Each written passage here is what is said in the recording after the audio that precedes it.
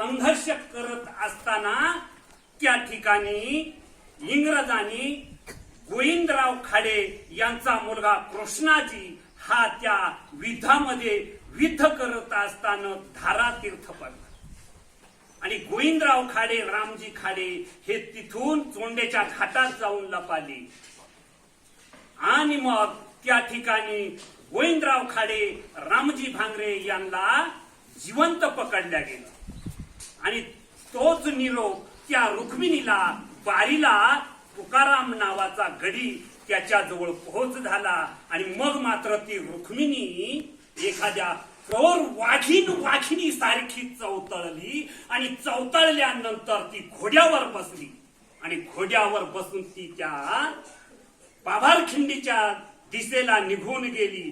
खांद्यावर बंदूक होती आणि मग तिथून तिनं पाहिलं हे इंग्रज कोणत्या रस्त्याने येत आहेत आणि इंग्रज कोणत्या रस्त्याने येत आहेत हे पाहत असताना गोविंदराव खाडे आणि रामजी भांगरे हे पकडून त्या पाभारखिंडीतून वर घेऊन येतो आणि मग मात्र रुक्मिणींना वेध घेतला, पाया रोवला आणि मग मात्र तिनं त्या बंदुकीतून गोळी सोडली आणि एक कॅप्टन अधिकारी त्या गोळीनं ठार केला.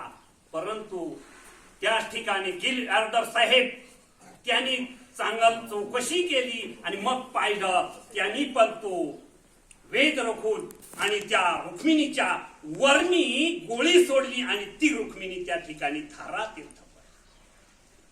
आणि मग मात्र राघोजी भांगरे हा चवताळून उठला आणि मग त्याने बंड तयार केला आणि त्या बंडामध्ये त्याला साथेदार देवजी आव्हाड, राया ठाकर अनेक वीर त्याच पद्धतीनं ठीक आहे अनेक बंडात सामील होता आणि अशा प्रकारे अध्यक्रांतीवीर राघोजीनं या आपल्या तालुक्यातच नव्हे 3 जिल्ह्यामध्ये बंड केला आणि गोरगरिबांची सोडवणूक केली. आया बहिणींची विजत घेत असताना इंग्रजांना सोळो की पळो केलं, काह्यांची नाकं कापली, सावकारांची नाकं कापली, काह्यांचा मुर्दा पाडला. परंतु आज ती गरज नाही. तुम्ही तरुण मुलं आहात, लहान लहान मुलं आहात. आज आपल्याला गरज वही पेनाची आहे. वही पेनाने आपण ज्ञान घ्यायचं. आपले सर आपल्याला शिकवतात. सर्वांनी ते ज्ञान घ्यायचं आणि मग पुढे आपली हळूहळू वाटचाल करायची. मी एवढं तुम्हाला माझ्या बाल विद्यार्थ्यांना सांगून मी या ठिकाणी थांबतो. अध्यक्रांतीवीर राघोजी भांगऱ्याचा विजय असो.